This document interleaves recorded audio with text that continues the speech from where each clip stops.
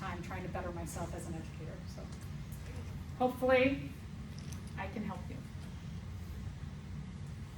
Okay, so we're going to talk about all right, so let me step back 1 second. Okay, so we ended class last time saying that the goal of atoms or elements is to have a full outer shell. They want maximum stability. So certain atoms or elements like neon or helium, which have a full outer shell, they're good. They don't have to worry about searching out another atom or element to bond with. They have a maximum stability naturally, but most atoms or elements do not. So they are looking to do one of three things. They're looking to give away an electron or accept an electron, or maybe a couple of electrons. They can give, they can accept, or they can share electrons. And the way in which they do this accepting, giving away, or sharing is through bonding. We had mentioned last time there's 3 types of bonds that we're going to go over, very simple bonds, but all very important, which are ionic, hydrogen, and covalent bonds. So today we are going to explore them in more detail. So let's start out with the ionic bond. Before we get to what is an ionic bond, let's define what is an ion. I know I've been kind of mentioning, and maybe you're going like, well, what does she mean by this? We'll get into when I say that an atom or an element is neutral in charge because it has the same amount of protons and electrons. Here we're going to see a bond or cases where an atom or an electron has a charge on it. And this all revolves around how many electrons they have in their outer shell. Ions are formed by the atom or element giving away an electron or electrons, or accepting an electron or electrons. And when you do that, when you give away electrons or you accept electrons, it's going to put an imbalance between the number of protons you have in the nucleus that are positively charged and the number of electrons that you now have. So in your natural state, your protons and your electrons would be equal in amount.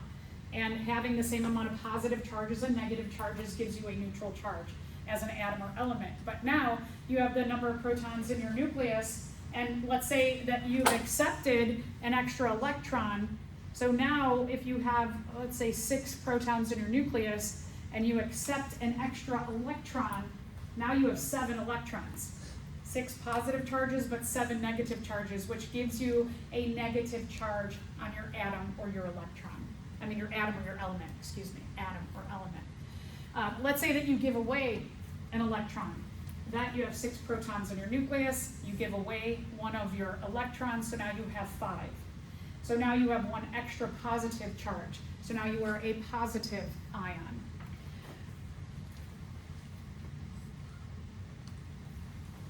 The point of an ionic bond is to gain or lose electrons. Atoms or elements, they do not like to go too far from their electrons that they have either given or the molecule that they have taken from, so they kind of hang out close together. If we go back to my example of, let's say you have 6 electrons in your nucleus and you give away 1, you have 6 positive charges, 5 negative charges, you have 1 extra positive charge, but you've lost a part of yourself. So you are a positive ion, and you are a little bit smaller than your natural state. So ionic bonding. Ionic bonding is when one atom donates or gives an electron to another, and the other one accepts that electron.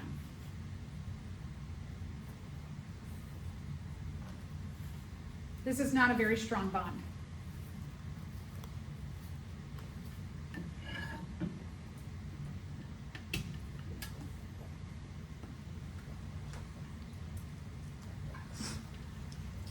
What keeps them together and what causes this bond is the attraction of the positive and the negative ions, as they're kind of like magnetized.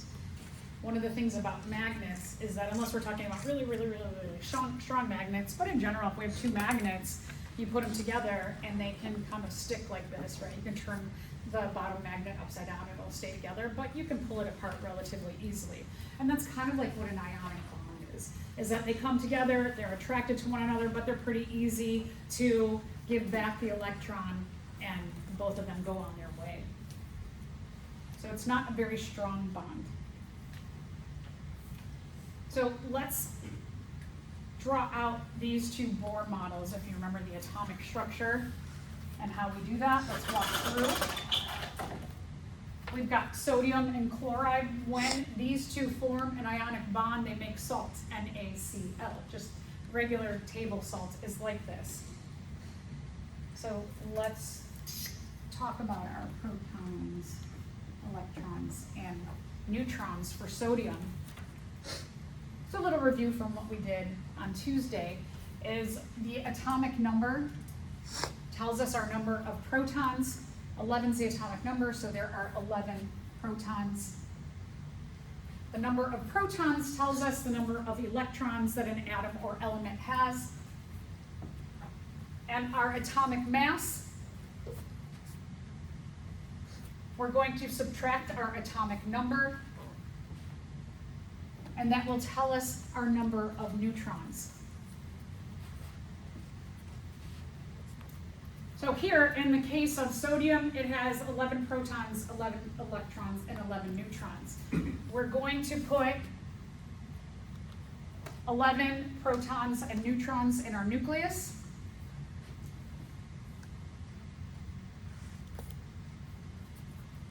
We have 11 electrons to place on our energy or electron shells. We'll start with the K shell. We'll fill that up with 2.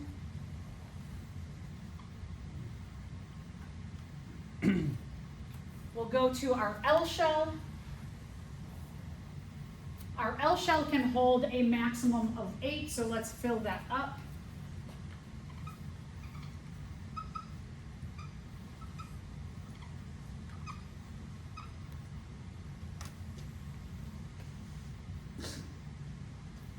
So we have now placed 10 of our 11 electrons, and our last electron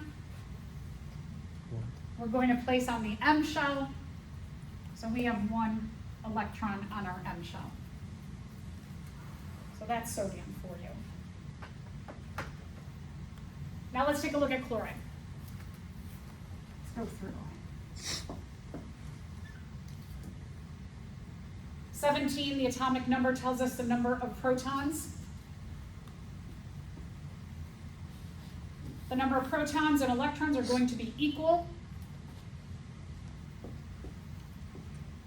And then we take our atomic weight or mass of 35, we subtract our atomic number of 17, which gives us 18 neutrons.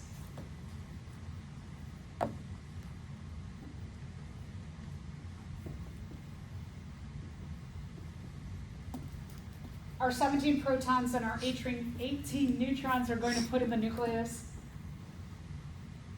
Ooh, we've got 17 electrons to place, so we'll start with the K shell, 2 in the K shell.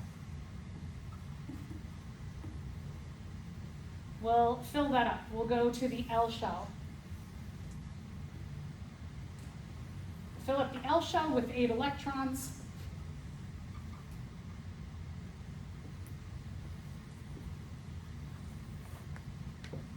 We're only to 10 at this point. We still have 17. So we're going to add our M shell.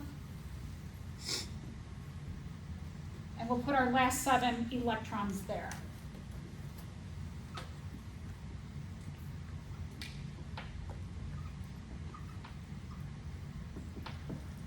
So that gives us 17 electrons.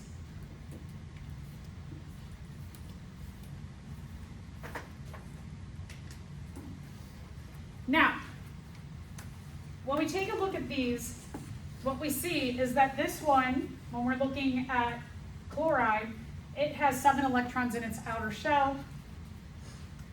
Sodium only has 1 in its outer shell. What do you think is going to be easier? For sodium to accept 7 electrons or give 1 away? Give 1 away. Yeah, it'll be a lot easier for sodium to give its one electron to chloride over here. So now,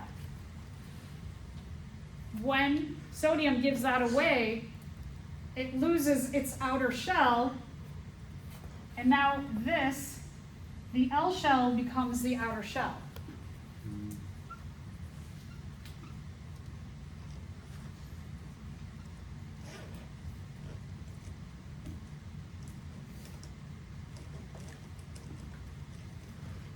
And in giving away that one electron, the outer shell of L is full.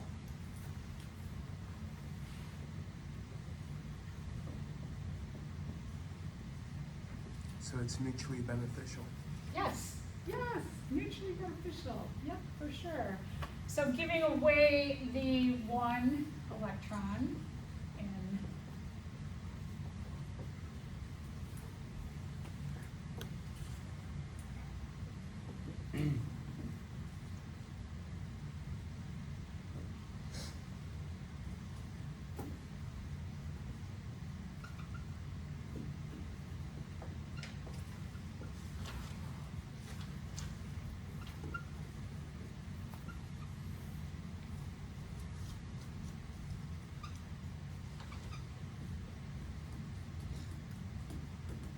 What if they were like the same number on the outer shell? Oh, so we're going to get to that.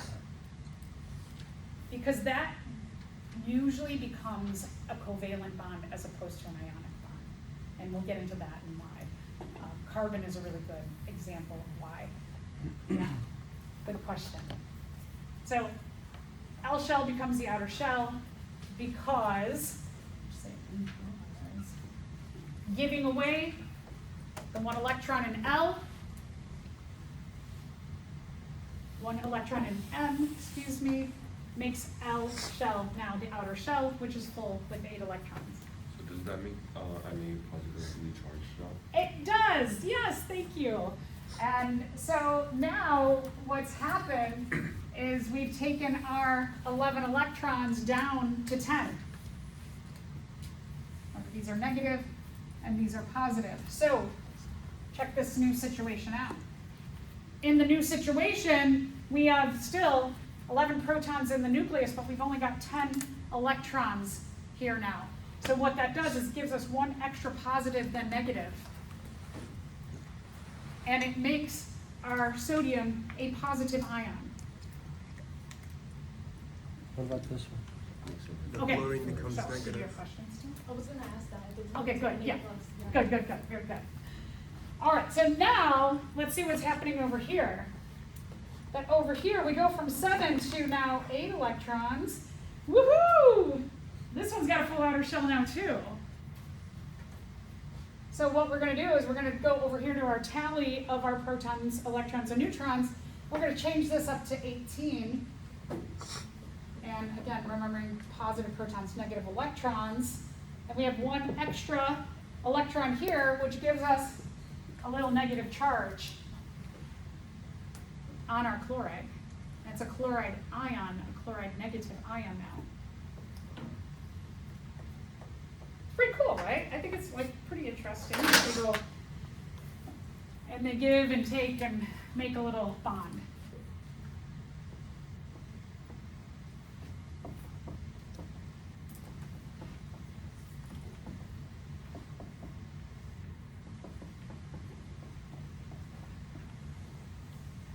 So voila, what we have is we have now this positive ion attracted to this negative ion, and this little like stuff in the middle is like an attraction, like magnetized, like they're drawn to each other.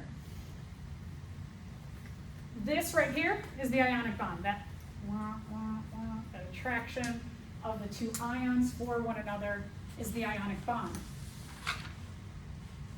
Now, let's say that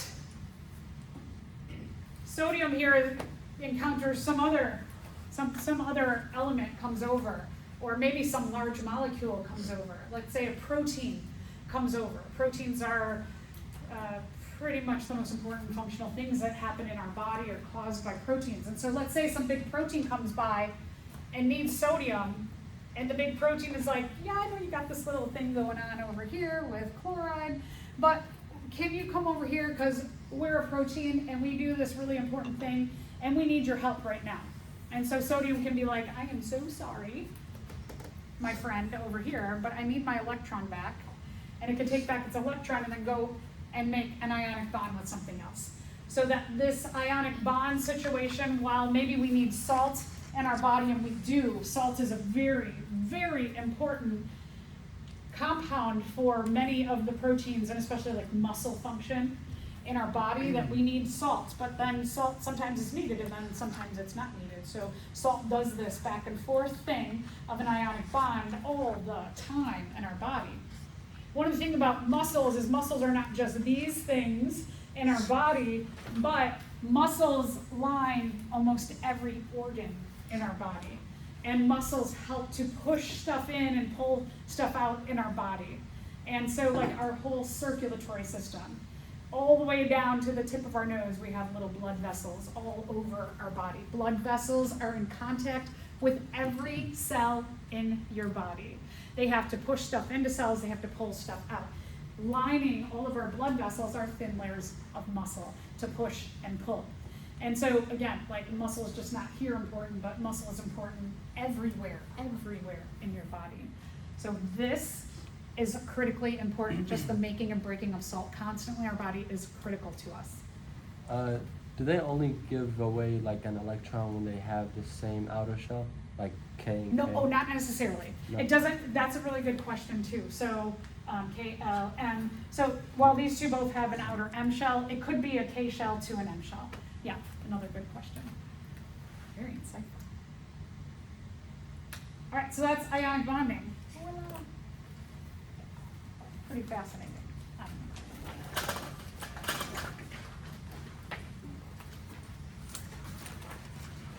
All right, so here's a prettier picture of what we just did on the next page.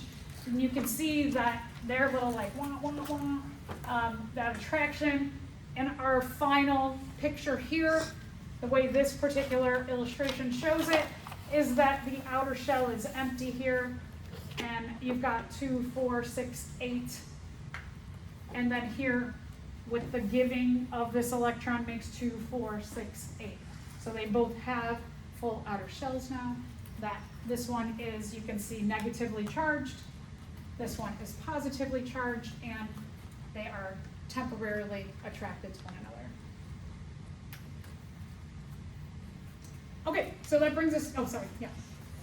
On the last slide, so for the sodium ion, why does it still have the shell even though like we cut it out and gave it to the chloride? Yeah. It doesn't. Oh, it's just like there. I mean, so that shell will temporarily go away. Yeah, they're just keeping it here for like an illustration to show that it did have that. So yeah. So that's why it's, and it gets to such a molecular teeny weeny level, that energy stuff. When it doesn't have the energy, it's gone. When it does have the energy, it's back.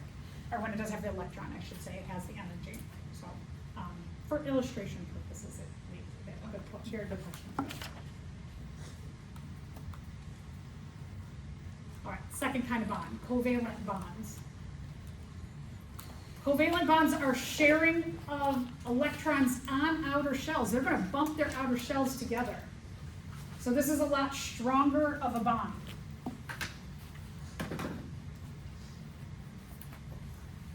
It's not to say that ionic bonds are less important though, because I just gave you the example of salt and how salt is so important to the muscles in our body. And we have so many muscles and they do so many important things. So, stronger, different, important, all that stuff.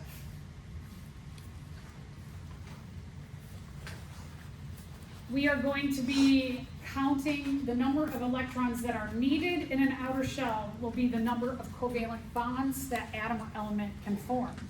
So like oxygen, for example, has 6 in its outer shell. It needs 2 electrons to fill its outer shell up to 8. because it needs two, it can form two covalent bonds. Carbon has 4 in its outer shell. Has 4, needs 4. It can form, because it needs 4 covalent bonds. 4 covalent bonds. And this is the reason why carbon is kind of centralized in all of the main molecules in our body, which we call the biomolecule groups, is because carbon can bond here, here, here, and here. So it can attach a lot of things around it, and around it, and around it, which makes for a lot of opportunities to build bigger and bigger and bigger molecules more easily than oxygen, who can do here and here. It can only bond with 2 things, but carbon can go boop, boop, boop, boop. And now you can start building and building, building, building, building, building, building. So carbon, very, very, very important, because 4 in its outer shell needs 4, so 4 covalent bonds can form. Well, of course, there's 2 types of covalent bonds, so we're going to get into just a little tiny bit of that specificity and the different kinds of covalent bonds. The first one is called non-polar. Okay, non means no. Polar means 2 opposite sides. So, like, a couple ways you might think about this is the poles of the Earth. There's a north pole and a south pole. They have very different characteristics. So polar meaning 2 different sides. If we're talking about just like something you may have heard of, like bipolar disorder. Bipolar disorder is characterized by a person having like really up episodes and really down episodes, very different. The word polar means different. So here it says, we have this, remember this means very different, and this means not. So not very different. What that means is that the sides of this particular molecule are not different. If they're not different, they're the same.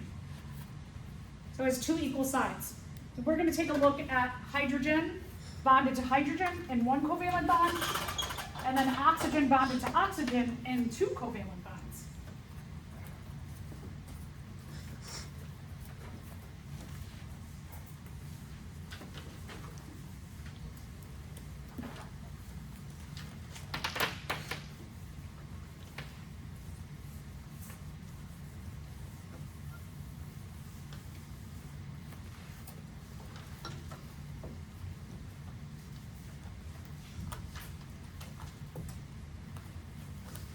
Who's this?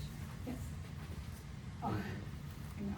I need a helper to follow me on some of these days. Thank you. All right, so first let's look at hydrogen. So hydrogen is a 1-in-1 situation. Let's figure out the protons, electrons, and neutrons. This number 1 is the atomic number. It tells us the number of protons, which is 1. And we know the number of protons is going to tell us the number of electrons, which is 1. And when we take the atomic mass of 1, subtract the atomic number of 1, 1 minus 1 is 0, we have no neutrons. So when we draw our hydrogen, if you want to put in the 0 neutrons, you can. 1 proton in its outer shell, 1 electron in its outer shell. So let's make 2 of them, because we have a hydrogen bonded to a hydrogen. What this means when you see these little dashes, what the dashes mean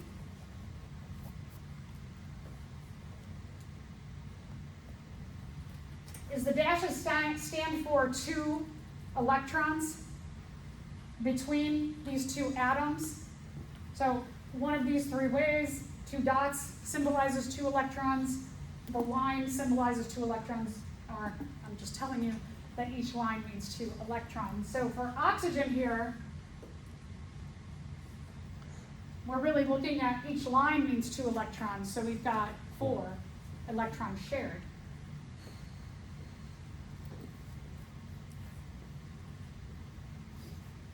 Four electrons shared there.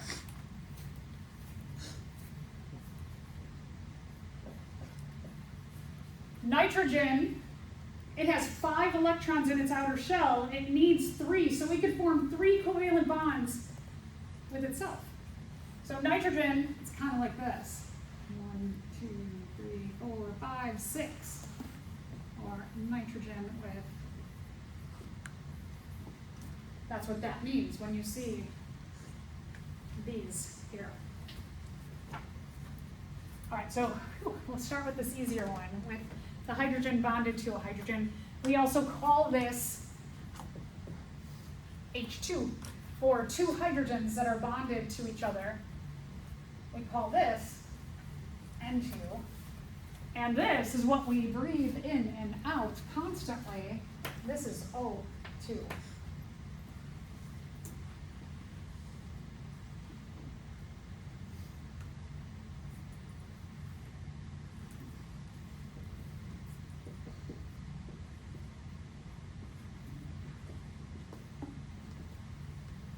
So this 2 is referring not to the electrons, but to the 2 oxygens.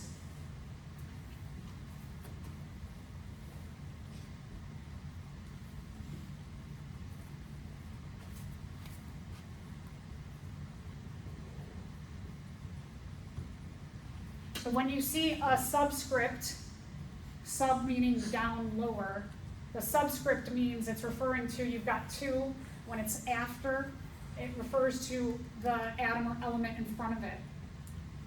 So like when I write something like H2O, it means you have 2 hydrogen, yeah, and 1 oxygen.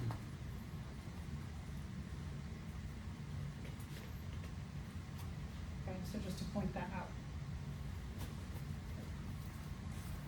Okay, now let's get back to our hydrogen here. We've got 2 of them. So our other hydrogen, 1 proton, no neutrons in the nucleus. And I'm going to specifically put my electrons like that. I'm going to make one a little bit higher, one a little bit lower. Because what they're going to do now, so if this is part 1, where we start out with, we map them out, and part 2, here is they're going to bump their outer shells against each other.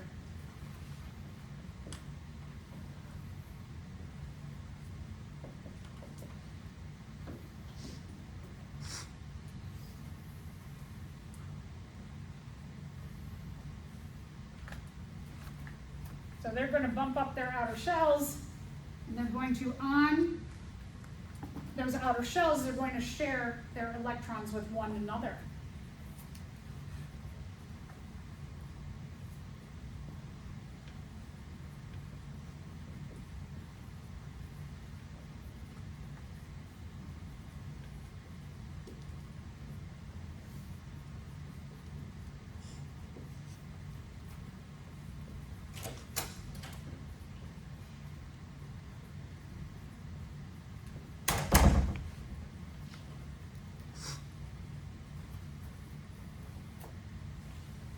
Now it almost looks like a figure 8 on the outside, but that's the sharing of a pair of electrons on the outer shell.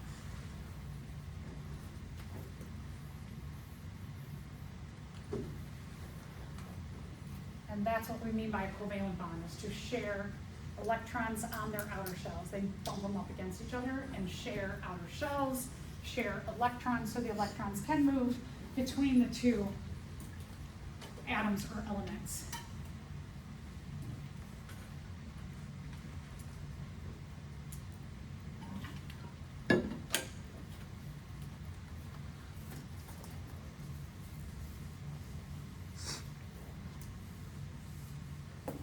Anybody questions on our H2 or our hydrogen to hydrogen covalent bond? So this will only happen with the same element. When we're talking about a non-polar covalent bond, yes. And again, that's a good question, because remember, non-polar means, Opposite. so polar means not the same, and it means not the same, which is the same.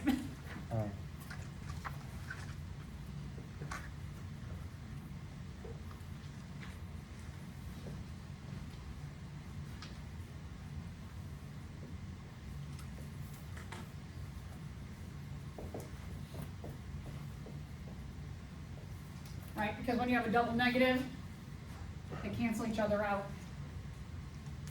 Yeah, I know, that's a weird one. You gotta think like, you gotta separate that out. Polar means not the same, not means non means not. Yeah, good, very good. So that's why we call this a non-polar covalent bond. So would one of them get like a negative charge and another one get a positive charge, or do they just stay the same? They're no charge. Yes, so here is a little bit different in that and that's another good question, is by sharing this, what you've done here is you've kept this the same for both of them. So kind of interesting that still this and this are equal, even though they're sharing the pair of electrons. Yeah, so no charge here.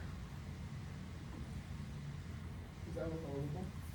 With all of the covalent bonds, yes. So let's take, anybody else? Questions? Good question. Here. Let's take a look at oxygen now.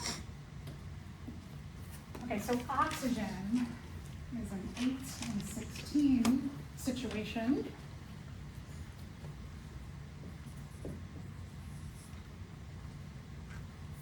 The atomic number tells us we have 8 protons.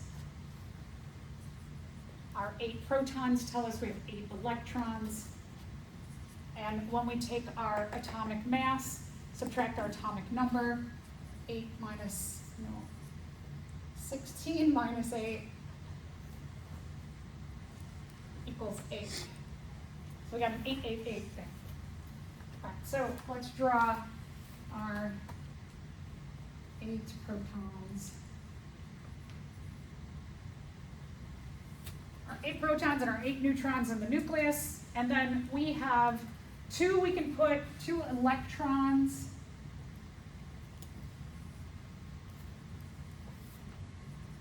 on the outer, 2 electrons on the L shell, fill that up, then we go to the M shell.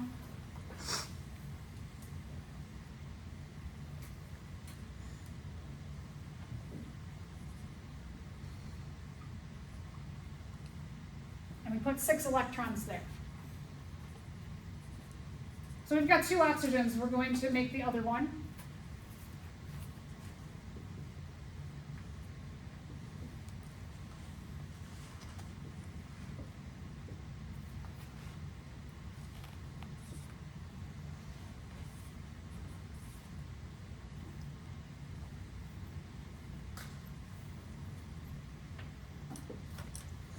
So each of them has 6 on their outer shell.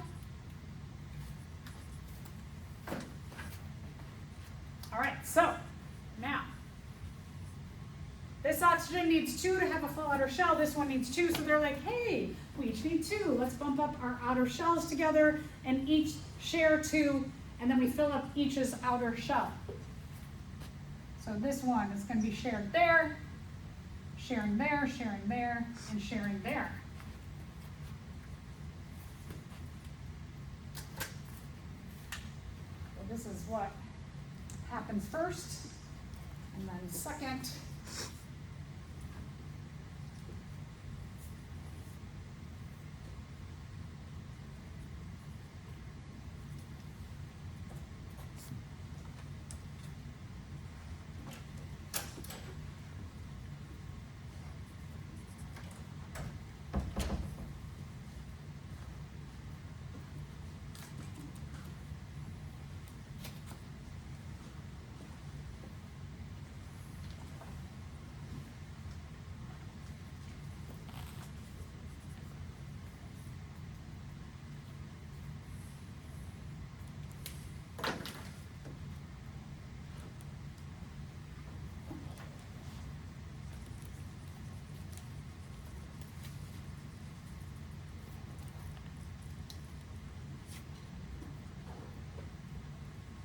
So they do 2 pairs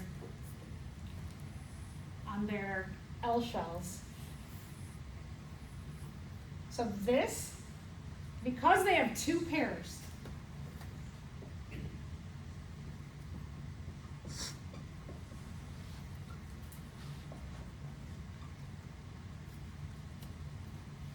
it makes this a double non-polar covalent bond. So it makes O2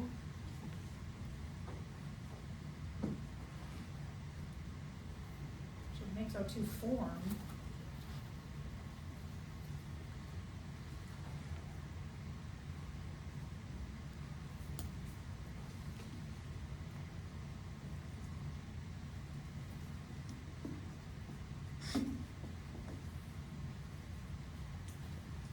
double nonpolar covalent bond. That's a lot to say.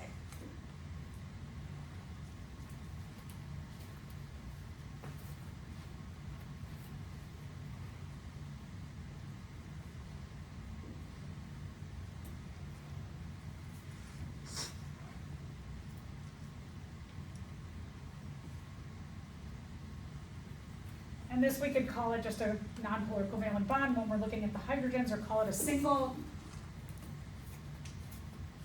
These here we call a triple.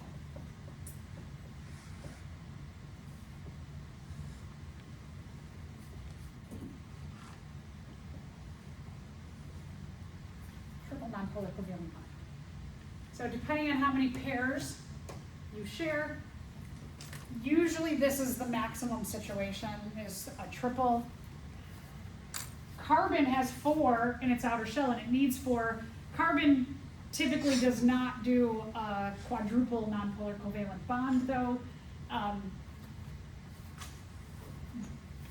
There's probably some chemical reason for that, but in general, carbon, because it can bond with 4 different things, it has been shown to bond with different stuff. Sometimes on carbon's 4 bonds, here, here, here, and here, sometimes it will bond with one carbon, one carbon, one carbon, and one carbon, or one of the 4 will be carbon, or 2 of the 4 will be carbon, but not 4 with itself. Any other questions? Y'all are good, are sharp. I like it. All right, so those are our covalent bonds.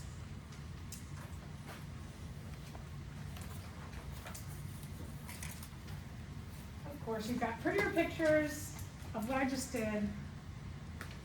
I like to do them on the board because then you can hopefully understand 2 different ways of looking at something. That here in this illustration, you can see the hydrogens bumping their K shells together to share that pair of electrons, and then the oxygens sharing 2 pairs on their L shells. So I want you to answer this. How many single covalent bonds can the phosphorus atom here form? 3. Good, so 5. It's got 5 electrons in its outer shell. It needs 3 electrons so it can form 3 covalent bonds. So has 5, needs 3, forms 3 covalent bonds, or can form 3 covalent bonds. Okay, so remember, the amount of electrons that an atom needs to fill its outer shell is the number of covalent bonds it can form. The number it needs is the number of covalent bonds it can form. So 5 again, needs 3, so can form 3 covalent bonds.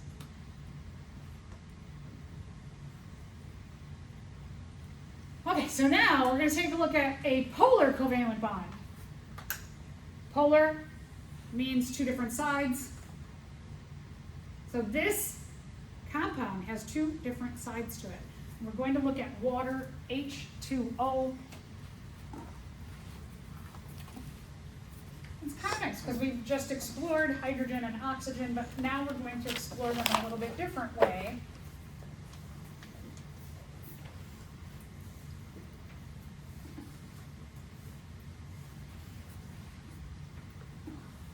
So next chapter, you're going to learn. So like in general, right? We know we have to drink water. The last few days, there's been so many alerts that say, stay cool, drink a lot of water, right? Y'all been getting alerts? People have probably been saying to you, have you been drinking a lot of water? Because it's so hot. water is critical to our survival. I think we all have heard that. We've probably heard that many, many, many times. The reason why water is so critical is because every time that we make something, we lose a molecule of water, and every time we break stuff down. So, for example, when you eat food and you are breaking down those macromolecules, the big molecules, into smaller and smaller and smaller things to feed your cells, every time you break something apart, a bond, you break it apart, water has to be added in. We critically need water to break things down in our body. We lose water when we build things up in our body. So waters are constantly going back and forth between different molecules that are broken down and made. And so and then the other thing too is that as we breathe, we often breathe out water. So on hot days, if you are not taking water into your body, you're doing a couple things. You're sweating, and that one's more obvious, but often when it's hotter, we do breathe a little bit more when it's hotter. We do this like panting thing. It's a way that we are like trying to take in cool air into our body, but in the process of trying to take in cool air, we are also losing water as well. That's why at nighttime when you're sleeping and the night you're breathing, you wake up and many days, or maybe for some of you every morning, you wake up and you're super thirsty because you've been breathing out. You've been breathing in and out, and the act of breathing out, we lose water to the environment. So water, we know, critically important. We're going to explore the structure of water with our polar covalent bond, and then we're going to look at how waters themselves bond to each other in hydrogen bonds. So we talk about water a lot because it's so important, so important. And so it's kind of nice that in this class you get to see, like, at the chemical level, why is water so important. All right, so let's take a look at water and how it will make this polar covalent bond that has two different sides to it.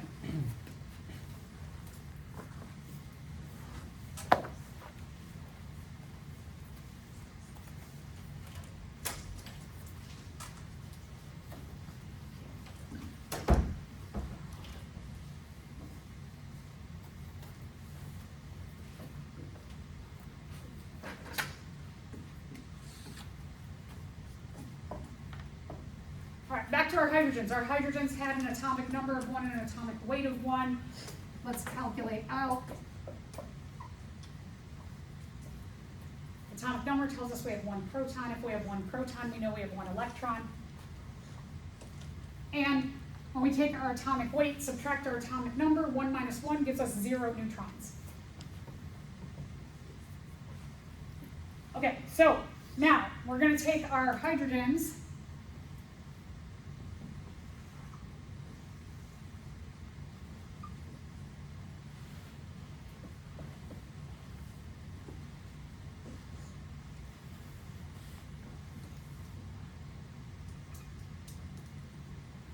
and draw them out.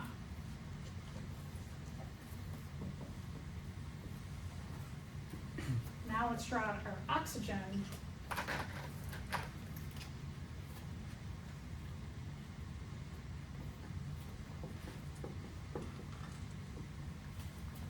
Oxygen has an atomic number of 8 and an atomic weight of 16. Our atomic number tells us the number of protons. Our number of protons also infers the number of electrons. And to get the neutrons, we take the atomic weight, subtract the atomic number. So 16 minus 8 equals 8. I'm going to draw it over here closer to my hydrogens. Water, again, 2. That 2 right there, the H2O, the 2 refers to 2 hydrogens, so that's why I drew the 2 hydrogens here. So we've got our 8 protons and 8 neutrons. 8 protons and 8 neutrons go in the nucleus. We have 8 electrons to place, so we're going to do 2 in our K shell.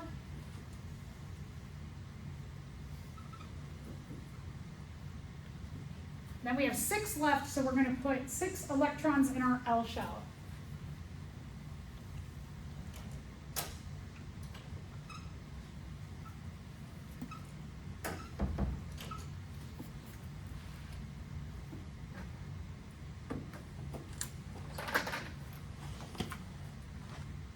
All right, so now, this is quite fascinating how this happens, is that these 2 hydrogens each are like, well, we could bond with each other, but we could also get together, and the 2 of us make a covalent bond with 1 oxygen. So hydrogen is super duper duper versatile, super versatile. So hydrogen, this one says, I'm going to share with you oxygen here, and oxygen's like, okay, since you're sharing, I'll share, and oxygen shares there. And then this hydrogen says, I'll share with you here if you share with me there.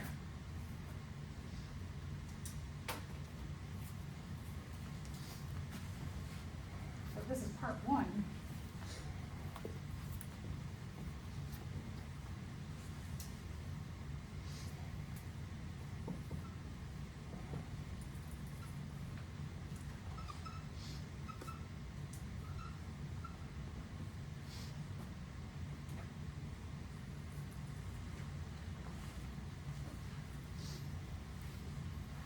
Okay, so then we form, with the outer shell of oxygen,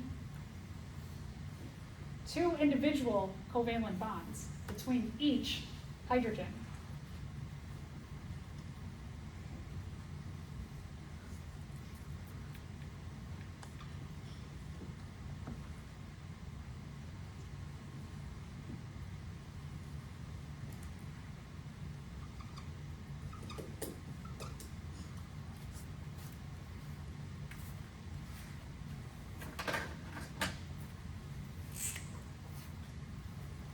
So now let's look at individually that this one, hydrogen here, is sharing an electron, so now it fills up its shell.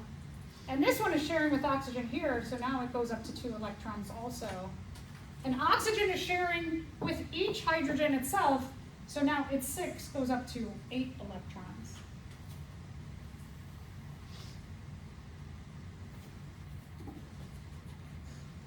All right. Now, this we call polar for a couple of reasons. There's 2 reasons why we're calling it polar. For hopefully the obvious reason, you've got 2 sides. You've got an oxygen side and you've got a hydrogen side. They're different.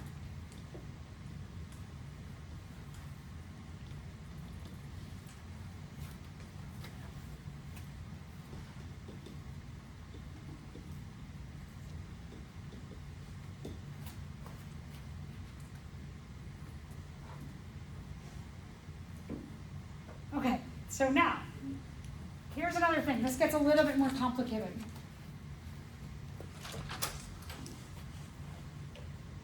When we take a look at the number of protons on each side, on the oxygen side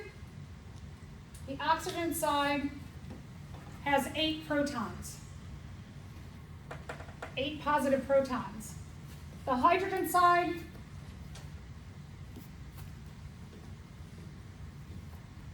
has 2 protons on its side. Which side has the more positive charge to it? Oxygen. Yeah, so oxygen side has a more positive charge. Because it's got a more positive center,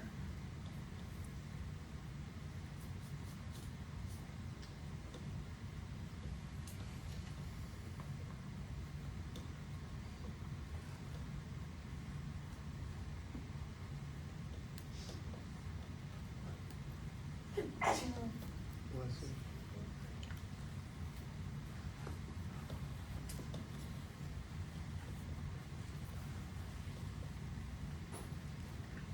so the oxygen side has a more positive center with these 8 protons in the middle than hydrogen has with these 2 hanging out over here. This is going to do something really funky to the water compound.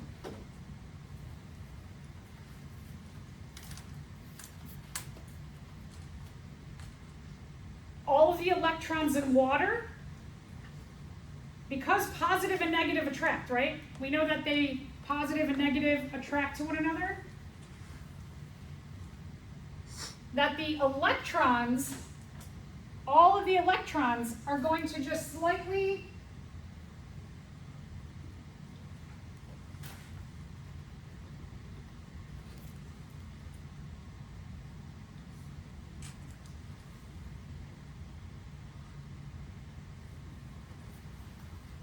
are going to be slightly more drawn over here.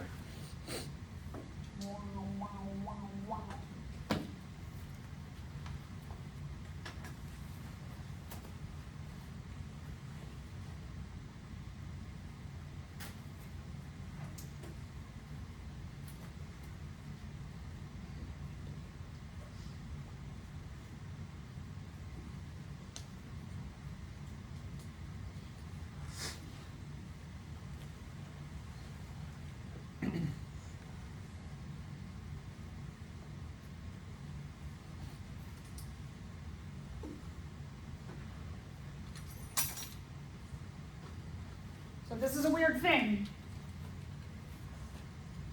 So all the electrons in water, not just in the oxygen, but in the whole water here, including these hydrogen electrons, are going to just be drawn a little more to the 8 positive protons in the nucleus of oxygen.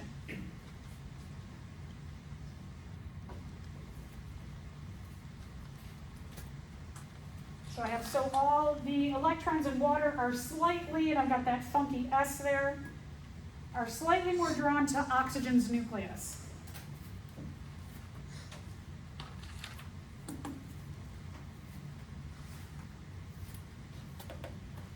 So since these 2 extra electrons from the hydrogens are kind of going to be hanging out closer to this side, it gives oxygen this funny S, which means slightly negative. This side of water is just a little tiny bit more negative. Not a full negative, but just a little bit. So again, this funky S.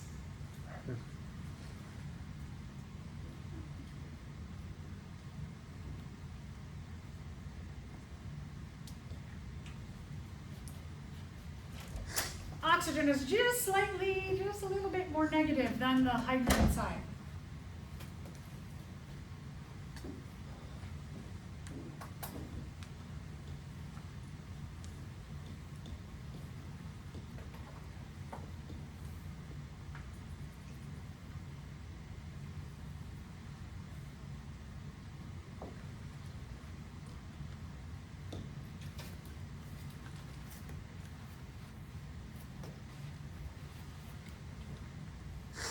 Now, when we take a look at the hydrogen side, you've got these protons, these 2 protons here from the nuclei of the hydrogens, and they're hanging out on this side.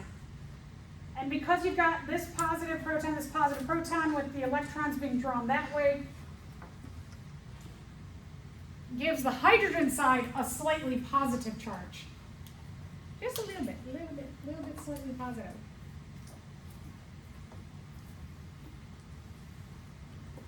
These little slightly positive and slightly negative charges have huge implications for how water will be drawn to itself, for water to be drawn to other waters.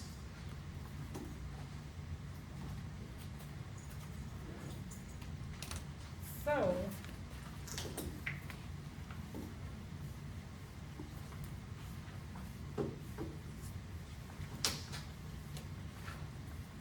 and just to give you a little indication of what can happen next, that in the formation of the polar covalent bond here that we've shown in water itself can lead to hydrogen bonds amongst different water molecules. This is like a big concept to think about.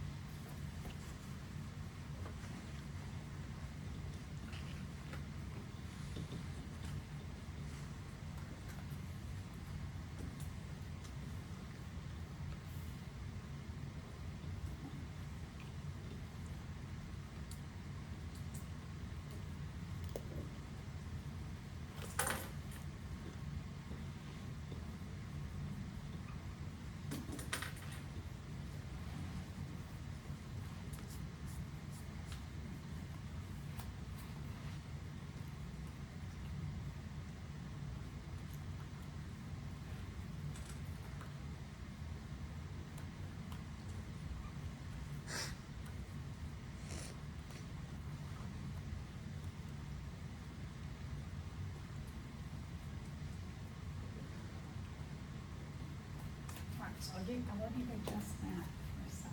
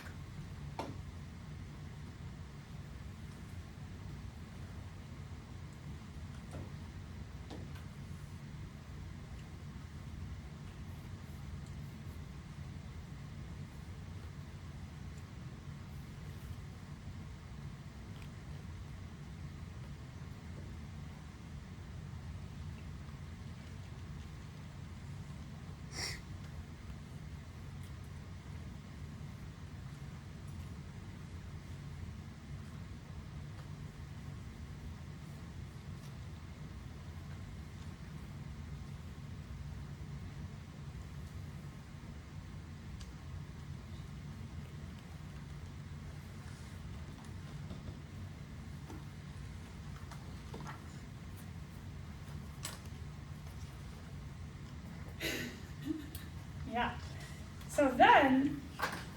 So once water itself is formed and you've got this kind of positive side and negative side, water can bond with itself, and what we call these little slightly positive and slightly negative charges are called hydrogen bonds, which we're going to explore next class.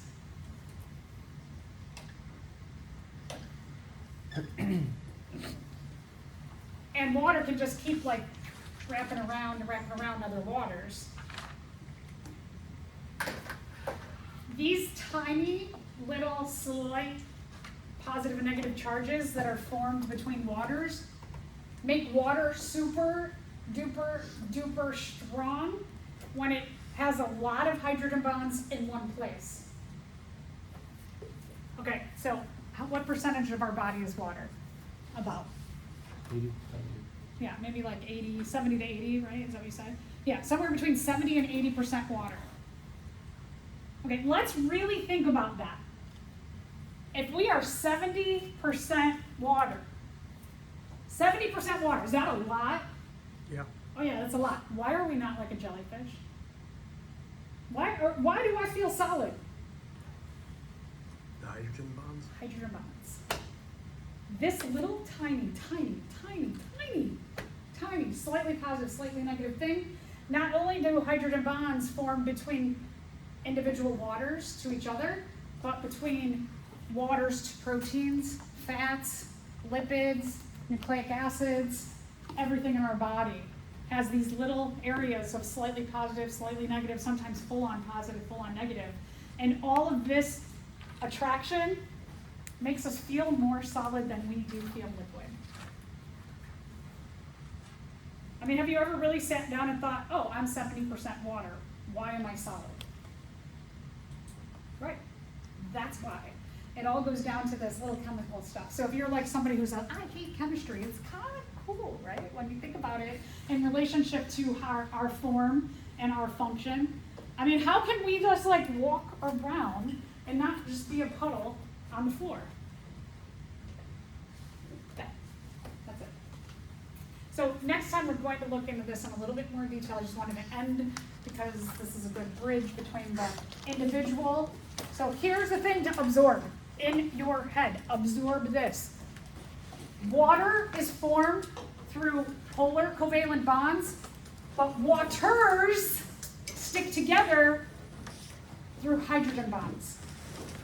If you can understand the difference in what I just said there, then a lot of this you'll be like, oh yeah, this individual water is formed by covalent bond. Waters come together through hydrogen bonds. And if you're sitting there going, eh, think about it more. I'll have the video posted up later today. Let's go.